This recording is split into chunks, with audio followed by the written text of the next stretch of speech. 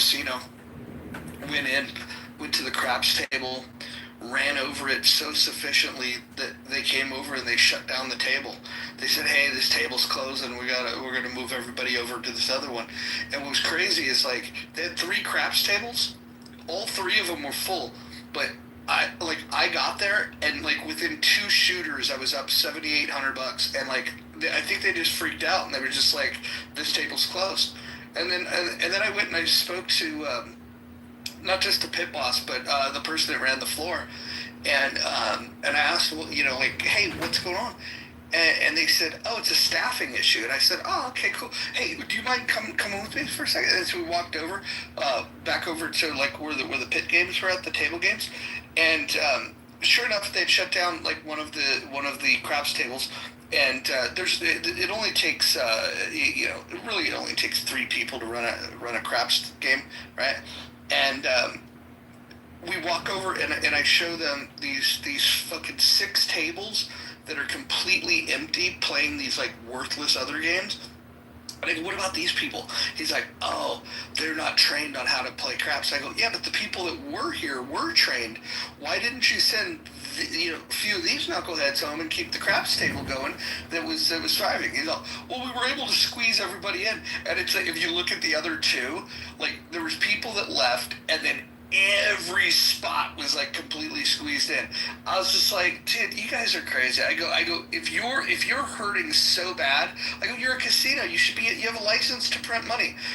I go, "If you're hurting so bad because one player came in here and within 2 fucking shooters was able to roll over you," I go, "Man, you guys got some problems, man." I mean, like, close the restaurants that people aren't eating, shut down the tables that nobody are playing, maybe add a couple of fucking slot machines, but don't fucking close down on a fucking Saturday night a nice little game of craps. I go, "This is ridiculous." And he goes, "Well, we've got our customers and they know what happens when we have shift change." I go, "So that was the shift change?"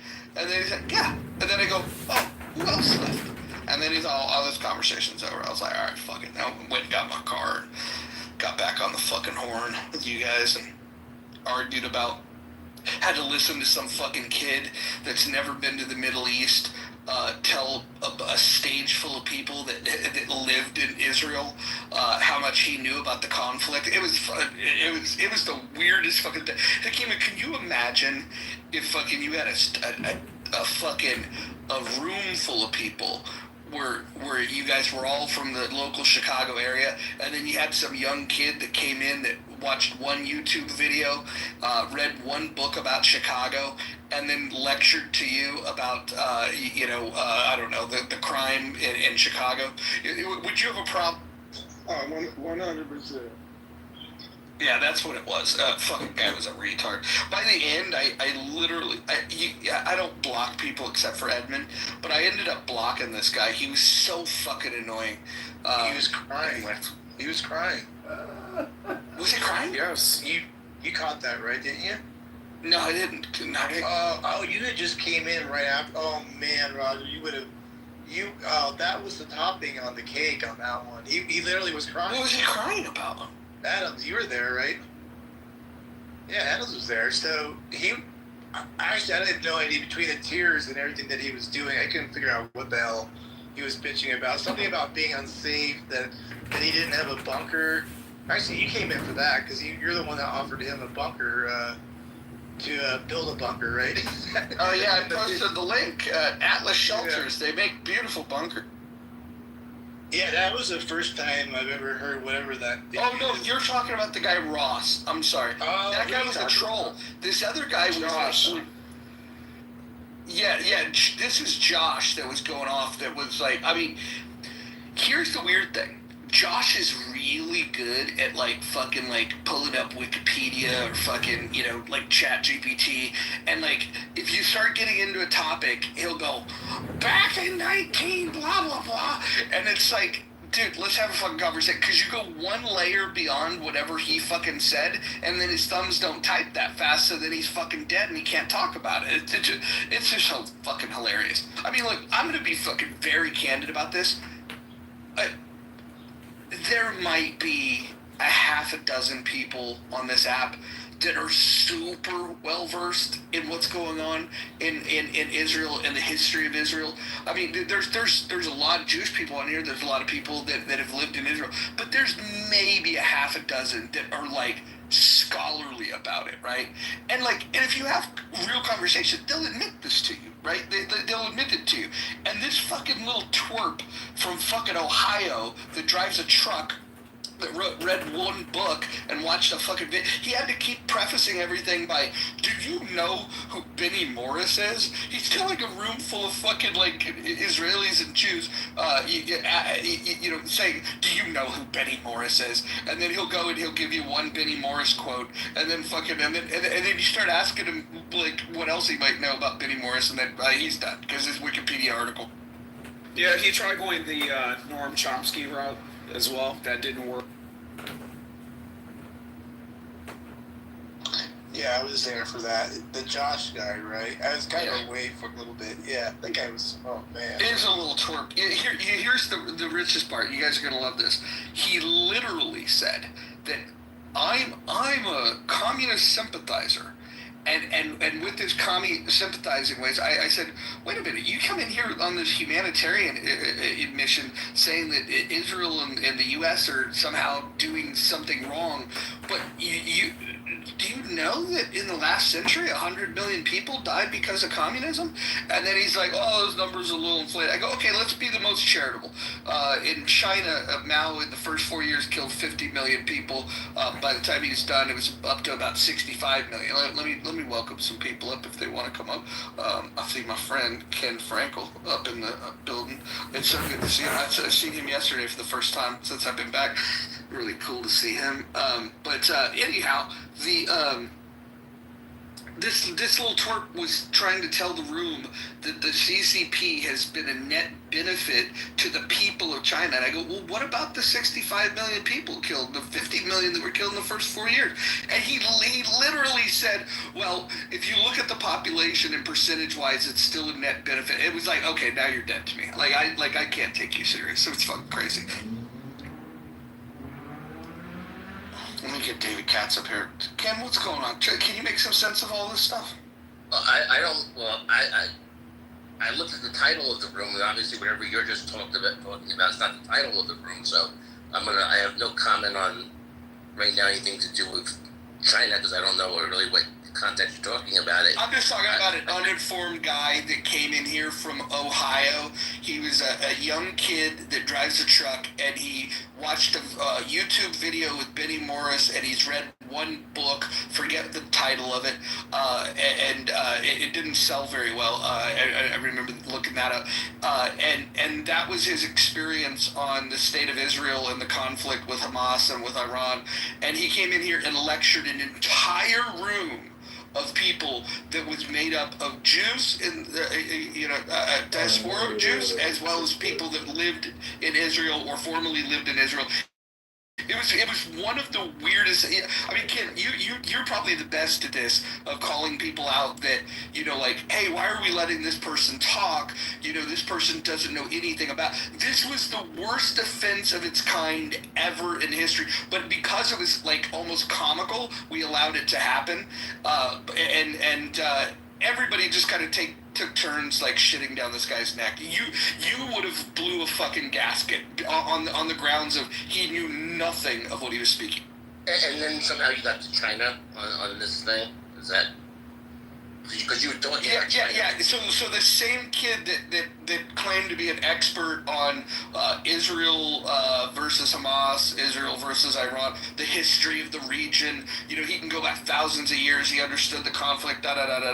This same kid, after lecturing the room about how evil Israel and the U.S. is, then went into talking about the virtues of communist China and how communism would save us, and then when we asked him about all the death that the communists brought to China, he said that it was okay because it's been a net because look at where China's at today. Okay, all right. I don't really have a comment on that because I wasn't. But I mean, you're not talking about the same young man from last night, right? This is a different guy, right? This guy was here last night. His name was Josh. Yeah, that's the guy I'm talking about. Okay. Yeah. Jesus, if you were there, like the conversation would have probably been a lot shorter. We would have I tried to shorten it. I don't think I was. Maybe you weren't listening. I spent a great deal of last night on a casino floor. I apologize if I wasn't. Oh, okay. I hope you did well. No, but no. I tried a little bit because I tried to get, as you know, I tried to get that conversation like more narrow because people go all over the map. They were going back to 3,000 years ago, 5,000 years ago. And I don't want to go. I don't want to go relitigate that whole thing last night. I mean, it's not really worth it at this point. I mean, my interest was you have a title on the room about the War Powers Act, which is something I've studied since I was a college student. And I'm old, so when I studied it, it was Well, yeah. Let's get into this. 1973 does like if because we can throw out the AUMF because it's not in place, and I don't think it really covers Iran anyway. But the 1973 War Powers Act. I mean, I guess the bigger question from your perspective: should Trump worry at all that there's a case to be made that what he did, was outside of the scope of? Well, people could always make an argument, but I'm going to tell you my thoughts are on this. It's that the whole issue of the War Powers Act is they're always difficult issues because you have two parts of the Constitution that arguably are somewhat in conflict. Congress's unique powers to declare war, and the president's powers under Article 2 to be commander in chief. When the Constitution was written, people need to keep this in mind. There were no planes. There were no submarines. There were no nuclear weapons. Okay, so when they wrote that, they're talking. I mean, in their minds, they're talking about the ways that wars were conducted then, with basically, ground forces, that are crossing borders. Okay, that's that to them. That was a war. The idea of who gets to decide whether there's a missile attack, okay, that may in fact start a war or be the start of a war, or maybe it's a one-off, however you want to define this thing, okay, they couldn't conceive of that, okay? So you have to now balance out the reality of the world that we live in today, including the fact that we do have, weapons of mass destruction, okay? And is it viable? Like this situation that happened yesterday, is it viable to go to Congress for something like this? And I would argue it's not, because you need to conduct it in secrecy. Whether you like what Trump did or not is irrelevant. Okay, just let's leave that aside. He did what he did. Okay, if you're going to conduct an operation like that, okay, how do you need secrecy? You can't debate it with 535 members of Congress. And they have put processes in place. We haven't heard a lot about it on the news, but I do know it happened. They have been all sorts of attempts to try to balance out this congressional power, right? So one of the things that happens in a situation like this, okay, in terms of who gets notified in advance, okay, maybe it's only an hour in advance or 2 hours in advance or whatever. There's something called, it could be a day in advance. It's up to the president, but there's something called the Gang of Eight, which are 8 senior members in the House and the Senate that are the majority and minority ranking members of like the Armed Services Committee and I think maybe Foreign Relations, in both houses that get notified. Okay, so they can say that they notify, that they just didn't, they don't need their permission. They just basically notify them, this is going to take place. And so no, I don't believe he needed it. The more complicated question on the War Powers Act, just to give an example, where I think is a better debate actually than this thing for now, is when Hillary Clinton was Secretary of State. This is the Obama administration, and there was a civil war in Libya, and the United States started sending missiles into Libya.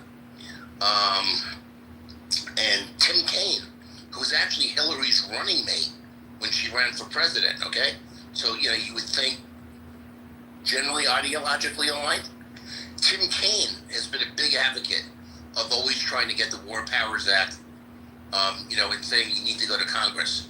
And so even though Hillary and Hillary was the Secretary of State, she wasn't Secretary of Defense, but nonetheless, it was the Obama administration and her that were supporting these missile attacks into Libya. He was saying they need to stop that unless they get congressional authority. Okay? And so he was a little bit on the opposite side of where she was. And I think that's a more interesting debate because it wasn't sort of like a one-off. It was a more prolonged, bombing of Libya, they were getting involved in a civil war, and depending on what your views of that are, we don't need to even debate that.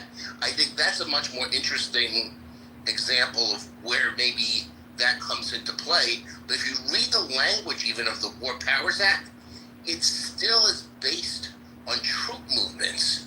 It's kind of based on, if you send troops somewhere and you don't have a congressional, the declaration of war, and you don't get a permission from Congress, now you need to pull the troops back, okay? So it's still based on troop movements more than, the types of, significant military stuff that can happen through the air than, in the, current 21st century, that we live at. So anyway, that's my thoughts on that. Ken, let me ask you a question real quick, if you don't mind. So I'm just kind of going through the summary of the War Powers Act. It says essentially that it uses the language of within 48 hours, notice has to be given to the Speaker of the House and the President pro tempore of the Senate. Do we still fall within that 48-hour time frame? Well, they go beyond that, but you see, they go beyond that. They actually go beyond that. I mean, in reality, not only does it talk about, do they tell the Speaker and the President pro tem, they actually tell, like I said, this Gang of Eight, which is actually a larger group of congressional leadership. Do we know if that notice has been given to the Gang of Eight yet? I believe it has. I mean, just the media is just not reporting on it a lot. I mean, that would help. That would help the president's situation if notice has been given to the Gang of Eight. It would be helful to know if there's some. That's an important context that's missing, TC. That I feel like is very crucial in bringing to Americans' knowledge. Like, I yes, can lend some insight into this discussion. Yeah, let's go. Let's get Anson in here. By the way, it's good to see some of you folks here. TC, what's happening, brother? Hey, that's actually a really good picture. Is that family? You got that? That's with you? my wife. Yes.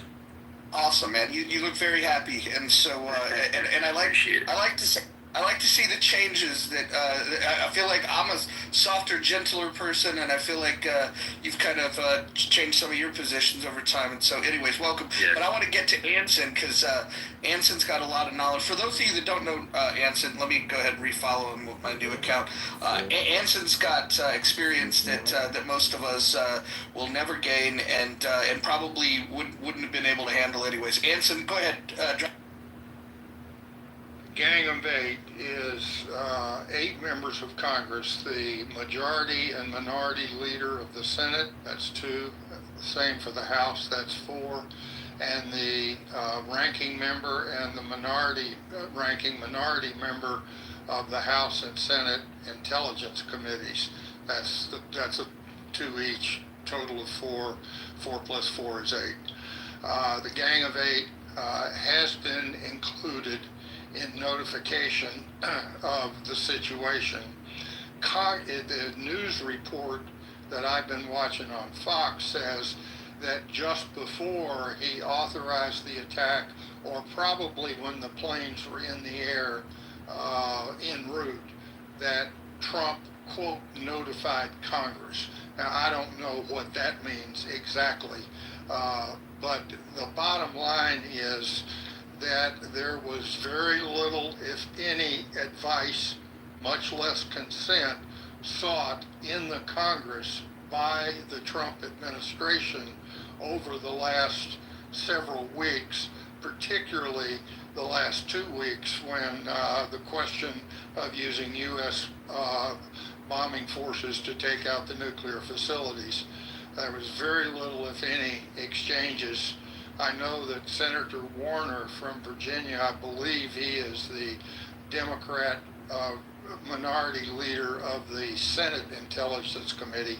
He specifically was quoted in the press not very long ago that he had not been told anything and nobody had sought his advice, consent, or there's been essentially no communication. So I think it's safe to say that the president and his administration did not make any effort whatsoever to engage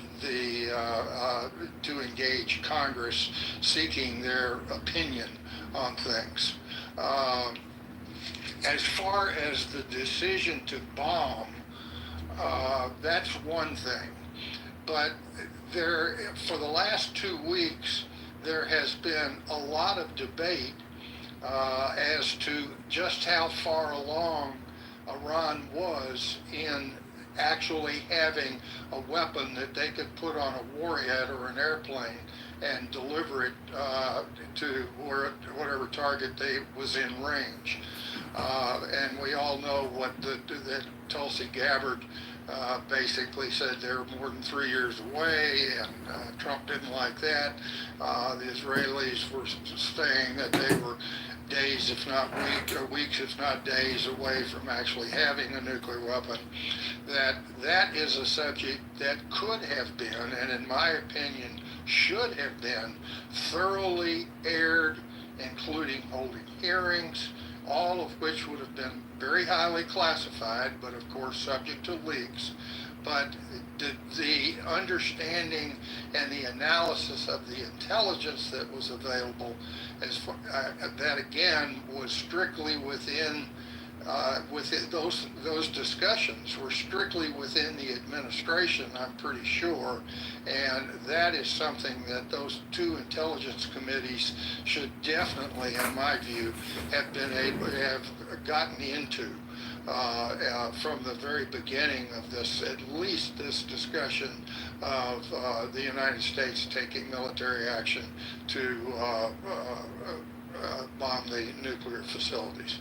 That's my that's my understanding of things so far, and I'll let you all discuss from here on out. What's the value of that necessarily? Because if you go back some years ago, we constantly were told that supposedly we understood, like we as a country understood where North Korea was on their development plans, and obviously we were way off, right? Because we kept being told they're close, but they're not that close, and they're close, but they're not that close. And obviously now no one disputes that they have a bomb. So somehow they got to the bomb, but we kept saying they're not there yet. So I always doubt, like, we actually understand what's going on in a foreign country on things like this, okay? And to make these decisions based on, we think they're 60%, we think they're this, or we think they're that, we don't even know. And North Korea, by the way, proves that we don't know. Well, first of all, I would say that having the material is one thing. Having a deliverable explosive device that will work is another thing. I don't think there's any debate that Iran has 60% enriched uranium-235, or uranium-235, and I think the number is either 900. I think it's 900 pounds, which is more than enough for you can make a bomb with 3 or 4 kilograms, about 2 pounds per kilogram. So they've got plenty of material that it wouldn't take long to put it through the centrifuges to get it up to 90%. And I think all that information is coming from the IAEA, the UN inspectors, as to the amount and the level of enrichment. So I would say that is probably pretty good intelligence, but then again, you'd have to get into the highly classified ways and means and everything else to really get a clear understanding. But to be able to take that material and to put it into a bomb that will actually work. I understand, but that wasn't my point on any of it. I mean, we definitely had more transparency because of the IAEA with Iran than we had in North Korea. My point, though, is we're often wrong, okay, about understanding where some hostile country is on developing a weapon system, and this thought process that somehow we could debate this endlessly in Congress before making a decision, when we know that we know they're on the continuum. It's not like they're starting at zero, okay? And so where they are on a continuum, and you want to say, let's guess, okay? And if you guess wrong, by the time you realize you guessed wrong, they have it, okay? That's the problem, okay? At some point, you have to make a decision. I agree with that, but let me, and I am not advocating in any way that we have a full and open debate in Congress ad infinitum as to the pros and cons of this information. But the way the system is supposed to work, and it doesn't work very well, but the way the system is supposed to work is when intelligence and I'm not talking about the decision to bomb. I'm talking about the confusion in the intelligence as to whether or not it's right, wrong, or somewhere in between. That the process is supposed to be the intelligence agencies are doing their thing, and the national security operation within the administration, which is Defense, State, and the National Security Council, and all those staffs, they take that intelligence information and distill it. Well, the congressional element of that is supposed to be, and in my view should be, the House and Senate Intelligence Committees, so that Congress gets into the evaluation of the intelligence early on. And I don't think that happened this time, and my point is it should happen. But I'm not in any way suggesting that every member of Congress should be able to get up on the floor of the House and in an unclassified manner try to debate the pros and cons of what the highly closely held intelligence is. But there is a process that's supposed to work, and we can all argue about whether it worked well or not.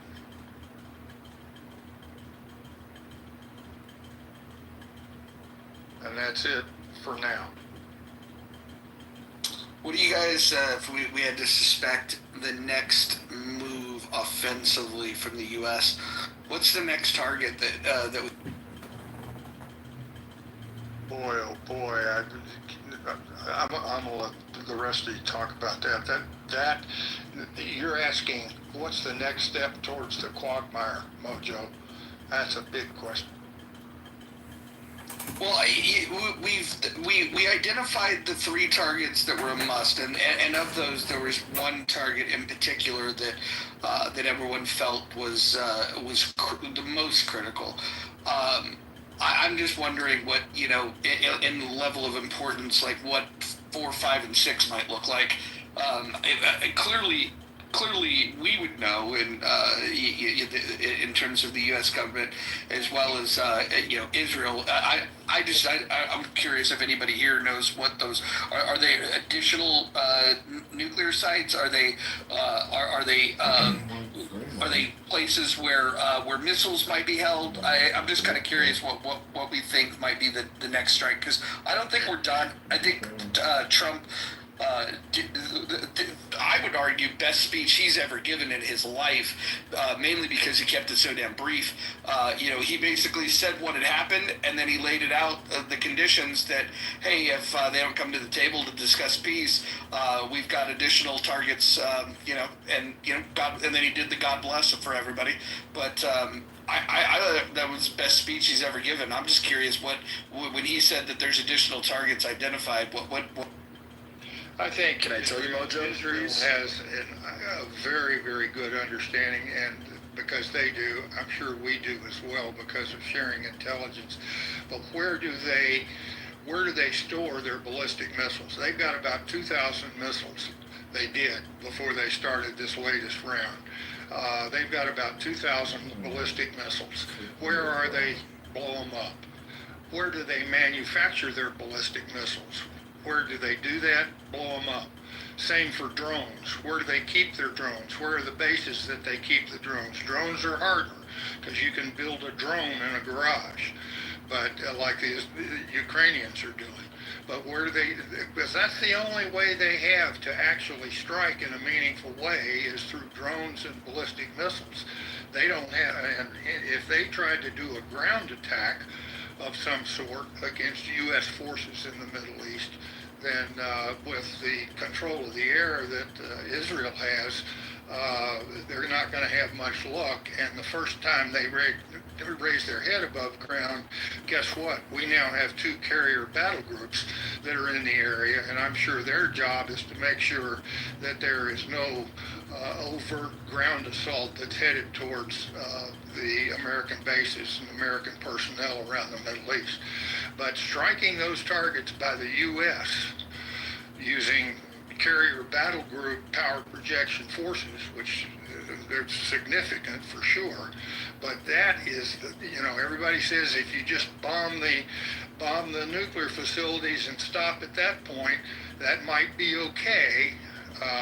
But everybody is concerned about, the mission creep that we all know about in terms of warfare, and mission creep could have us U.S. aircraft over Iran bombing ballistic missile manufacturing facilities. That's a whole further extension of the war with Iran, and I would advise strongly against our doing it. What do you think of the strategy that Israel has about taking out leadership?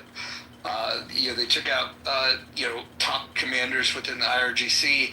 There's talk that it's on the table to hit the supreme leader, and then the supreme leader's named all of these different folks for secession planning.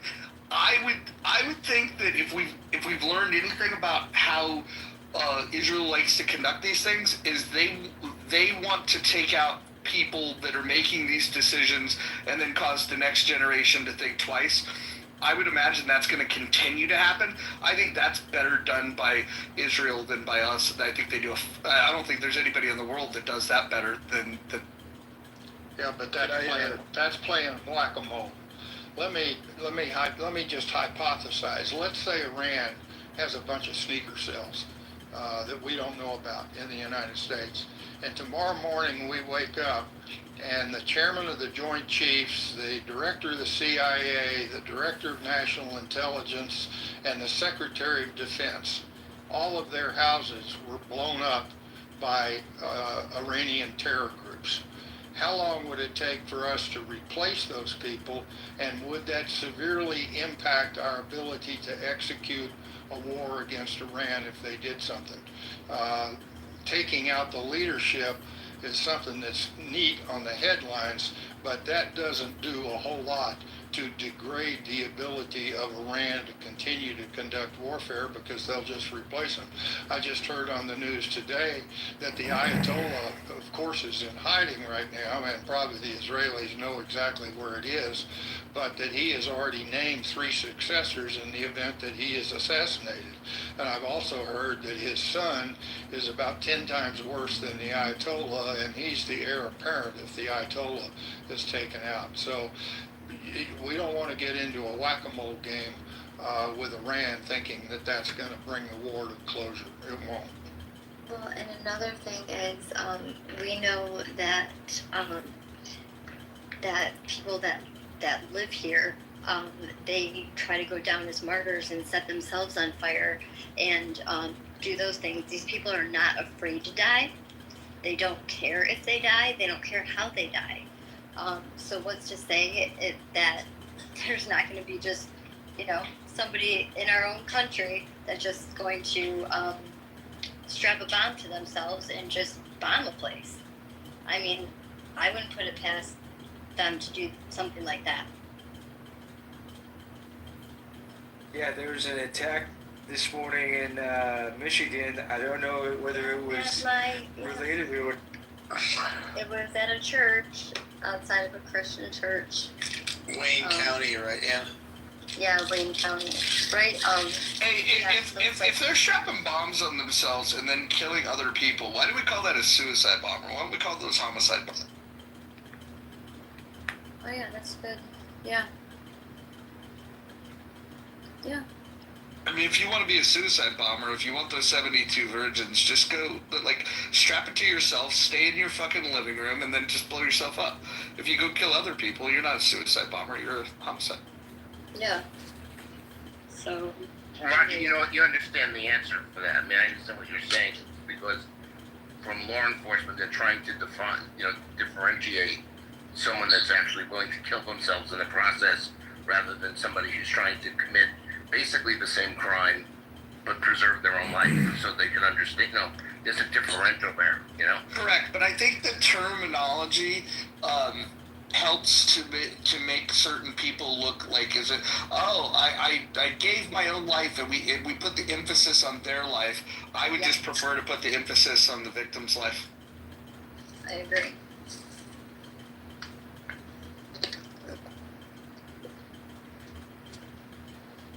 No, but that shooting at the church, I don't think that was related.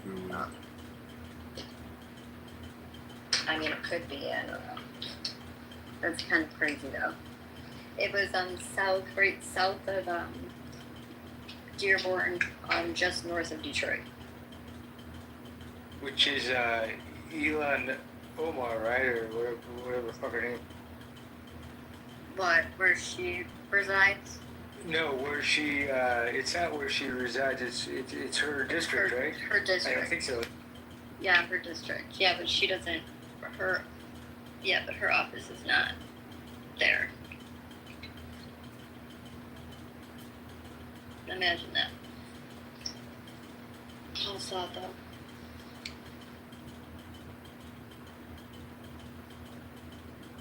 Yeah, I'm typically against the U.S. getting involved in things.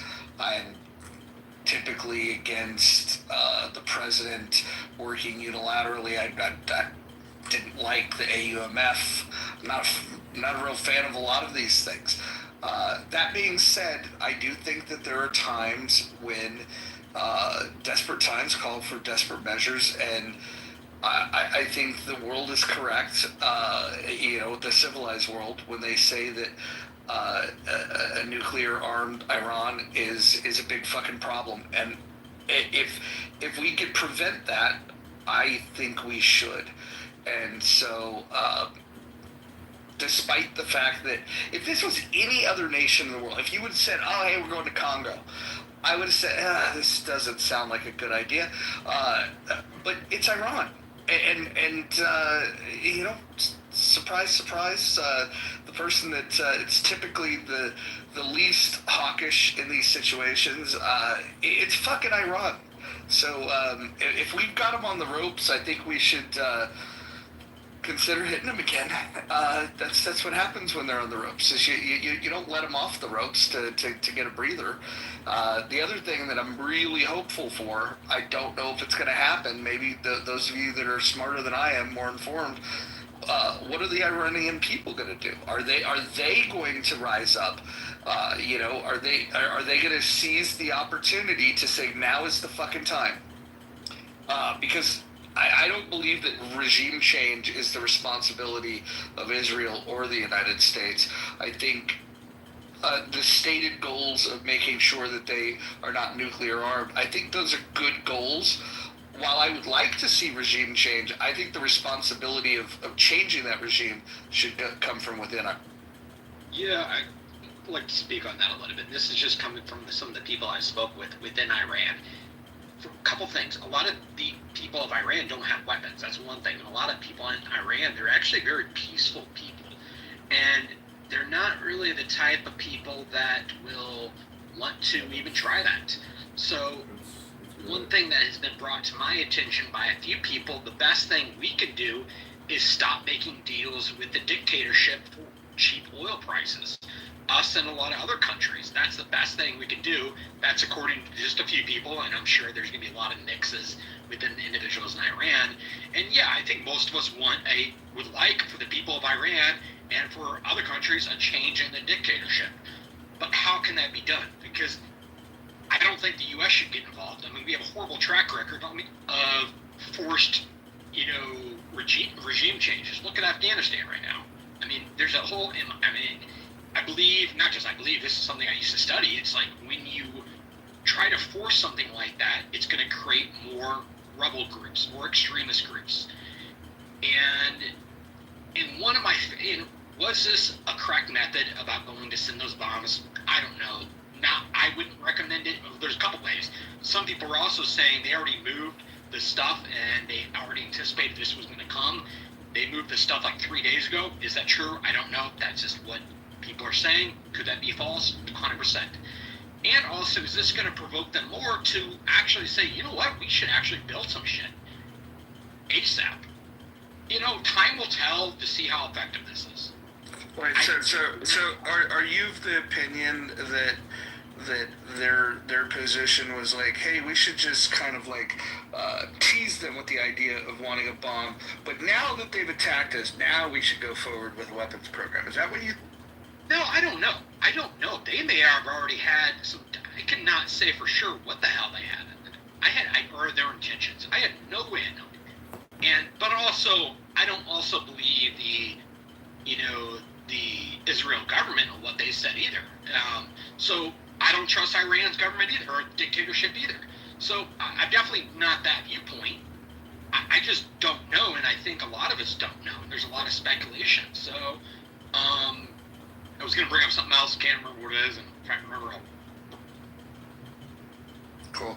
We got a couple new people that jumped up here. Qbert, interesting. I was very good at that game when it first came out. Qbert, you want to jump in here? Yeah, I thought that Qbert would appeal to you. I suspected you were in the demographic that played the game back in the day. If I was given an option to bet